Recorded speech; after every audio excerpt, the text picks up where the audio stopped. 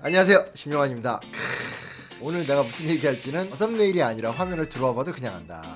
네. 짜잔! 12월 20일 날 개봉 예정이긴 한데 영화도 나오고 맞아. 소설도 지금 나오는데 너무 좋네요. 오늘 갖고 온 작품이 이제 소설 노량입니다. 그래서 그 영화하고는 상관이 없는데 요 얘기하기 전에 노량 가보신 적 있어요? 노량? 노량은 안 가봤어요. 저는 가봤습니다. 1월 달에 촬영차 갔는데 나를 만나려면 이 정도 추위는 감내를 할 정도로 정말 칼바람을 맞으면서 제가 갔는데 이순신 광장, 이순신 공원 이런 데는 사람들이 좀 가보는데 의외로 이순신 장군의 마지막 전적지인 노량 잘 안 가보세요.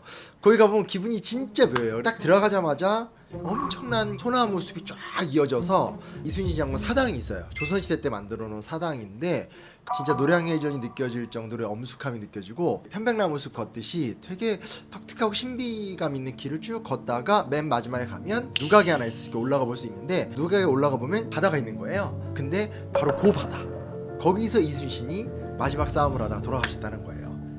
돌아가신 시신을 배로 이렇게 모셔서 시신을 수습했던 그 장소를 현재 공간으로 만들어진 곳인데 너무너무 신비로우면서도 묘한 감격? 정말 그 이순신의 최후가 느껴지는 뭐 그런 공간을 제가 꼭 추천을 드리고 싶고, 근데 소설도 나왔다, 꼭 봐라, 뭐 이렇게 말씀드릴 수 있습니다. 네. 이순신 하면 김훈 작가님의 그 작품이 유명하지 않나요? 그렇죠. 그거보다 이제 영화로 보는 거를 다시 소설로 보는 게 더 의미가 있을까요? 그게 문제야. 그 영상만 나오면 영상으로 다 퉁치려고 하는. 근데 달라요. 모든 스토리는 새로운 작가들이 쓴 적에 느낌이 다르다라는 거죠. 예를 들면 굉장한 베스트셀러 작품이죠. 김훈의 칼의 노래. 이 작품이 좀 유명합니다. 김훈 작가님 작품의 특징은 좀 러프하게 표현하면 실존주의적 냄새가 펄펄 나죠. 전황에 대한 이야기, 타인에 대한 이야기 이런 것보다도 어떤 그 존재의 고뇌에 빠진 한 인간의 치열한 사유가 그 소설의 백미예요. 좋게 말하면 이런 장점이 있는 거고, 나쁘게 말하면 아재스럽죠. 옛날 작품의 느낌이 나는 거야. 어찌됐건 시대가 바뀌고 세대가 바뀌면서 새로운 감수성으로 과거를 해석하는 게 역사소설의 백미인데 결이 다르다는 거예요. 이게 결이 다르다는 걸 우리가 어떻게 할 수 있냐면, 작가님이 박은우 작가님입니다. 재밌는 게 뭐냐면요, 작가님 이력이 달라요. 보통 이러면 이제 뭐 어느 신문사 소속 뭐 이렇게 얘기하잖아요. 그게 아니고 애초에 이분은 역사 팩션 작가 그리고 스릴러 작가예요. 그러니까 이제 사태를 바라보는 관점 자체가 좀 다르죠. 노량 전에 명량이라는 작품을 내셔서 굉장히 반응이 좋았고요. 이분이 쓴 스릴러 소설 중에 청계산장의 재판이라는 작품인데요. 근데 현재 이 작품은 미국의 메이저 스튜디오와 지금 계약이 돼서 드라마로 제작 중이다. 왜 나 잡는면을 안 부르지? 아, 나 미국 라인 있는데? 아무튼 제가 이 말씀을 드리는 건 정말 감각이 다르다는 거죠. 제가 이제 책을 읽으면서 느꼈던 게 뭐냐면, 뭐 김은 옛날에 봤는데 뭐 했는데 느낌 달라. 좀 새로운 느낌이야. 확실히 좀 세대가 다른 느낌이 나고 MZ적인 느낌이 좀 강했다. 약간 나를 MZ 느낌 좀 그런데 X세대를 포함한 젊은 세대들의 입장에서 부담 없이 쫙 읽을 수 있는 거고, 그런 장점이 있는 것 같아요. 또 하나 장점은 뭐냐면, 우리가 역사 소설을 읽으면 감정이든 뭐든 서사가 길잖아. 이 책은 뭐냐면 질척질척거리는 감정적 서사보다는 심플하고 담백하고 깔끔하게 이순신이 마지막으로 싸워야만 했었던 현실 자체를 잘 묘사하고 있다. 그리고 너무 한 명한테 몰입되는 것도 좀 싫어. 이순신이 주인공인 건 인정하지만 좀 이렇게 다양한 서사가 궁금하잖아요. 그러니까 예를 들면 이번에도 뭐 영화 한산 보면 이순신도 중요하지만 상대 역이었던 변요한의 연기도 굉장히 인상적이었고, 이순신 밑에 있었던 안성기라든지 여러 다른 장수들의 모습들도 인상적이었잖아요. 그런 게 좀 최근에 이순신 영화의 히트 포인트라면 이 작품도 좀 그래요. 이순신만이 아니라 명나라 장군들, 조선 장군들, 조선 왕실, 노량해전의 배경 속에서 다양한 인간 군상의 이야기가 굉장히 단박하고 깔끔하게 서술이 돼요. 그래서 그걸 쭉 보다 보면 오히려 역사 공부하기도 좋아요. 왜냐면 역사가들은 이제 언제나 사료의 근거, 확실성 이런 걸 따지다 보니까 끝까지 못 끌고 가는데, 이 문학가들은 그걸 끝까지 끌고 가죠. 그러니까 훨씬 입체적으로 내용을 재밌게 이해한 다음에 역사 공부하기도 좋고. 그래서 저는 차라리 징비록을 읽기 부담스러워하는 친구들은 이걸 읽어라. 그런 게 좀 매력있다. 내가 MZ면 더 좋은데 X세대 입장에서 MZ 얘기하려니 쉽지 않네요. 네. 책 제목이 최후의 바다 노량인데 노량해전을 둘러싼 얘기겠죠? 아 그렇죠. 당연히 그건데 근데 이제 노량해전만 주구장창 묘사한 건 아닙니다. 노량해전 이야기는 책의 뭐 한 5분의 1 정도고요. 무술년 1598년 9월 달부터 11월 달까지 그러니까 3개월간의 이야기를 그 노량해전이 이루어지기까지의 전반적인 과정들을 쭉 설명합니다. 그래서 노량해전 자체에 집중을 하는 부분도 있지만 임진왜란 즉 임진전쟁 말기의 상황을 차분하게 잘 묘사하고 있다는 장점이 있고요. 제가 옛날에 되게 재밌게 읽었던 책 중에 하나 뭐가 있냐면 공명의 선택이라는 책이 있었어요. 공명의 선택이 뭐냐면 삼국지 10권 다 읽으면 막 몽탁부터 시작해가지고 막 강유까지 막 다 나오잖아요. 사람 막 몇백 명 나오잖아. 삼국지 중에서 제갈량 이야기만 뽑은 거예요. 근데 그것도 우리나라 작가가 우리 입장에서 새롭게 글을 쓴 건데 제가 어렸을 때 그 책을 읽으면서 너무 재밌는 거야. 저는 이제 제갈량 팬, 이메일 아이디도 제갈량 바꿔가지고 쓰는 아이디거든요. 그래서 제갈량 진짜 좋아하는데 이 공명의 선택이라는 작품은 철저하게 제갈량 입장에서의 삼국지를 쫙 심플하게 쓴 거예요. 저는 지금까지도 삼국지 이야기하면 즐거웠던 기억이고 어떤 그 굵직한 이야기를 잘 이렇게 포집해서 하나로 집중해서 이야기를 만드는 굉장히 좀 중요한 서사의 방법이다라는 걸로 좀 많이 지금 기억하고 있는데요. 이 노량이라는 작품이 좀 그래요. 노량이라는 해전의 마지막 3개월에 딱 집중이 돼 있으니까 구구절절한 서사가 필요 없어요. 이미 세팅이 돼 있는 거죠. 이순신과 조선 군대 그리고 진링과 명나라 군대 기승전을 빼고 바로 결로 와 있는데 결 안에서 기승전결이 있는 거예요. 그게 보는 좀 재미가 있어요. 그리고 이제 보다 보면 이제 저같이 역사 연구하는 사람 입장에서 사람 하나하나 보이는데 뭐 예를 들면 김수, 이운룡, 그리고 등자룡, 진린 이런 이름이 등장하거든요.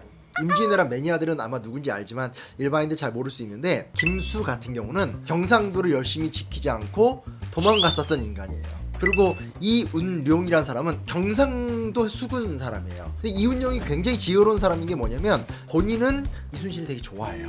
그리고 원균이 골칫거리인 것도 알아.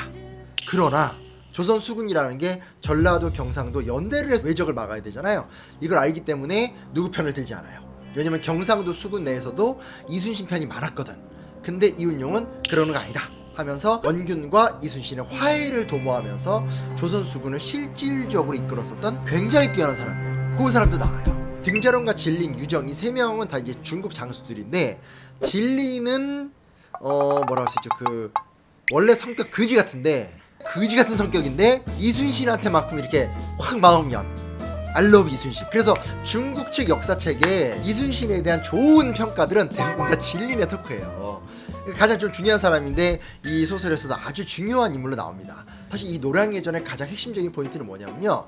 앞에서 나왔었던 명량이나 한산하고는 전혀 달라요. 명량은 위기의 조선을 구하는 거고 한산은 초기의 조선군의 힘을 보여줬던 거라면 노량은 끝내 전력을 회복하지 못한 조선이 명나라에게 도움을 요청하면서 일본을 몰아내는 싸움이에요. 그리고 우리가 알고 있는 스토리와는 전혀 다르게 이순신이 왜 죽었는가에 대한 여러 공적 기록에는 명나라 장군들을 구하려고 뛰어들었다가 죽어요. 우리가 알고 있는 건 막 아우 선조 싫어 씨 갑옷 아니요 막 이런데 그게 아니고 공식적인 기록들이 다 남겨져 있습니다. 그 이순신의 조카가 썼던 기록부터 시작해서 여러 기록들이 있는데 핵심적인 기록은 뭐냐면 이순신은 이 전쟁에서 명나라 조명연합군으로서 확실하게 일본을 몰아내는 거죠.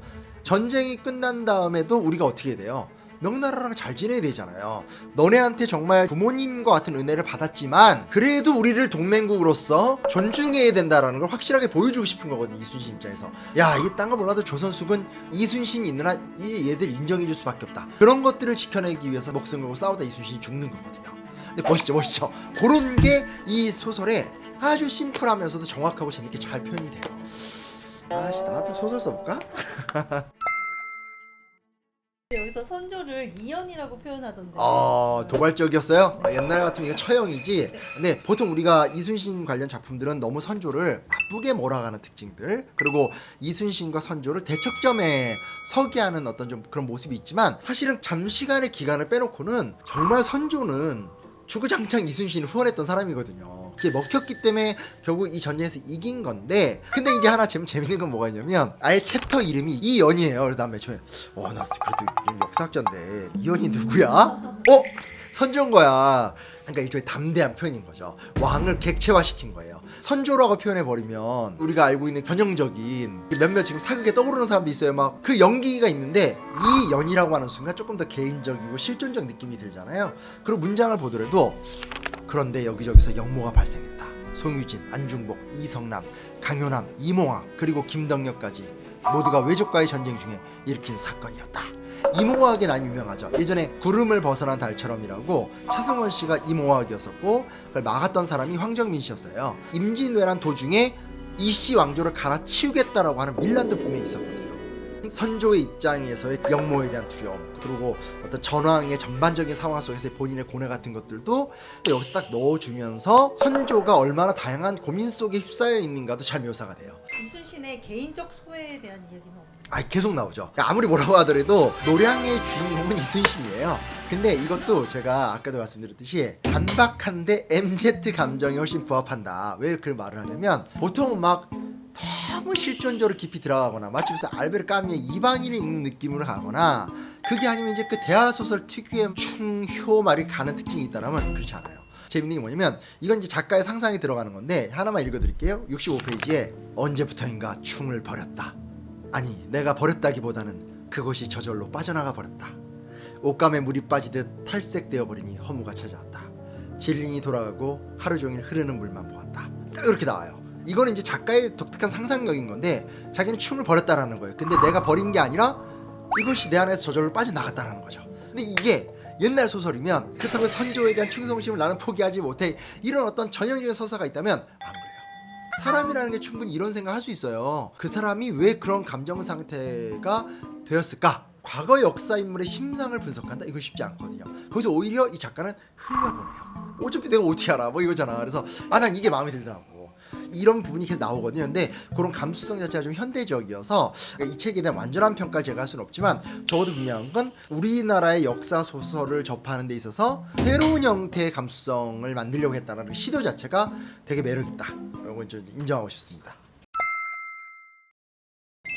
전투 빼놓을 수 없는데 전투에 대한 재미는 없을까요? 제가 다 얘기해 줄 수는 없습니다. 이게 지금 전투가 굉장히 많이 나오는데 네. 다 얘기해 줄 수는 없고 다만 몇 가지만 얘기하면 말장난을 잘해요. 그러니까 예를 들면 활 얘기를 막 하다가 갑자기 활에 대한 설명이 나와요. 그래서 조선은 개인 원거리 무기로 활을 주로 사용했다. 말을 타고 달릴 때 많이 사용하는 동계활과 동계살이 있고 보병은 가볍고 사정거리와 살상력이 뛰어난 편전을 주력으로 사용했다. 대신 조총에 비해 숙련 기간이 길다는 점이 약점이었다. 그 말은 조준해서 명중시킬 확률이 떨어진다는 것이었다. 뭐 이런 식으로 이렇게 어떤 무기에 대한 이야기도 길게 가진 않지만 이렇게 심플하게 툭 던져요. 그러면 이런 상상을 하는 거죠. 그럼 이런 무기를 쓰면서 이렇게 싸웠겠네. 전투 중에 할 수 없는 묘사를 탁탁하게 붙여주는 부분들도 있고요. 명나라 장군들에 대한 묘사도 좀 재밌습니다. 아무래도 중국 장군들이기 때문에 조금 더 편안하게 썼는지 모르겠지만 뭐 예를 들면 진리는 자신 때문에 외교성 아래 포구 공방전에서 조선의 여러 장수들이 목숨을 잃는 것에 큰 충격을 받았다. 다음날 그는 제독 유정이 보낸 편지를 받았다. 편지를 본 그는 코웃음을 쳤다.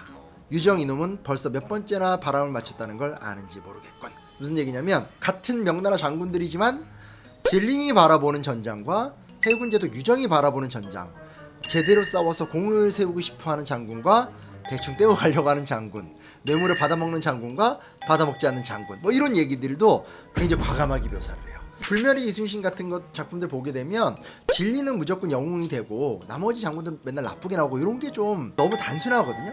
우리나라의 장군들이 내면이 복잡한 거에 비해 중국이나 일본 장군들은 단순해.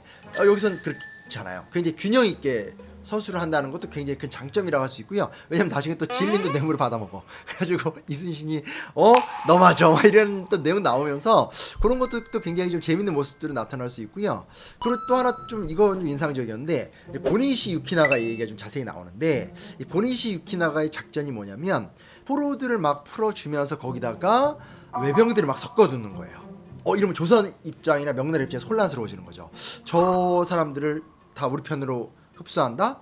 걔 중에는 첩자들이 있고 암살범이나 테러범이 생길 수 있잖아요. 거기서 겪게 되는 혼란스러움, 그리고 끝까지 고니시의 어떤 그런 얄밉고 계략적이고 여기서 갑자기 왜 이광기 씨 얼굴이 떠오르는지 모르겠지만 이게 드라마 많이 본 사람들의 약점이죠. 그런 어떤 모습들을 또 소설에서 묘사를 해줍니다. 근데 이게 장점이 뭐냐면 드라마는 이미 작가와 배우에 의해서 이중적인 이 포장을 하잖아요.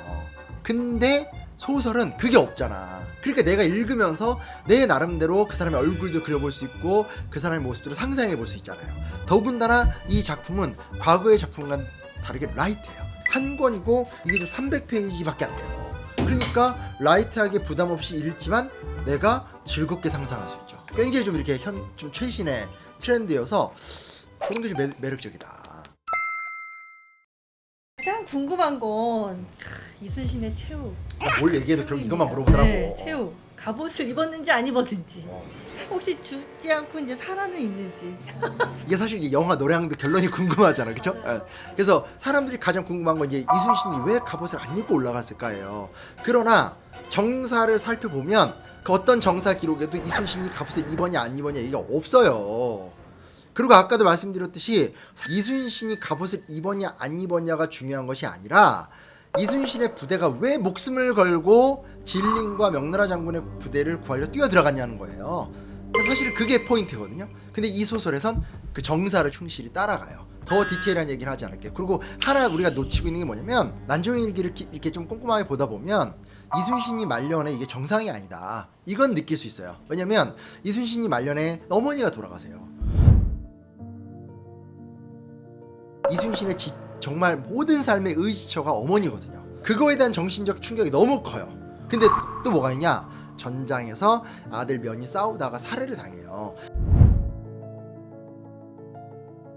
이건 너무 유명한 사건이고 야사도 많아요. 그래서 뭐 야사 어우야담 같은 데 보면 이순신이 밤에 자는데 피칠갑이 된 아들이 나타났고 아들이 복수를 해달라 이런 기록들이 나와요. 그럼 무슨 얘기냐면 적어도 야사가 무조건 없는 얘기가 지어지는 것도 있겠지만 그래도 개연성을 따져보게 되면 아마도 이순신이 아들 면이 죽은 다음에 굉장히 심각한 내적 고통은 겪지 않았을까. 이런 어떤 야사가 누적되면서 갑옷 안 입고 올라갔다. 총 쏘는데도 그냥 막 벌리고 있었다. 이렇게 얘기를 간 것 같은데 근데 이 노량이란 작품은 야사로 가기보다는 정사 위주로 가게 되고 지금 방금 말했던 부분들 어머니의 죽음이나 아들 면의 죽음은 일반인들이 잘 모르잖아요. 오히려 그런 거를 이순신의 최후와 많이 결부시켜서 이야기를 만들어요.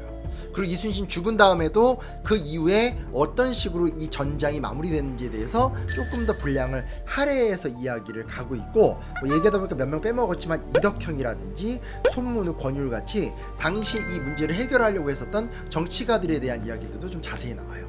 그런 부분에서 오히려 저는 이 작품이 저같이 이렇게 정통 역사 공부하는 사람들 입장에서 라이트하게 읽고 자유롭게 상상하고 도움이 되는 책, 그리고 앞으로도 이런 식의 좀 새로운 느낌과 새로운 감각을 가진 작품들이 많이 나왔으면 좋겠다. 그것이 과거의 불멸의 이순신이나 칼의 노래같이 그 명작의 또 뒤를 잇는 새로운 우리 젊은 세대들의 문학적 성취가 아닐까. 그런 의미에서 많이 사보시고 많이 읽어봐 주십시오. 저는 벌써 뭐 다 읽었으니까 짱입니다.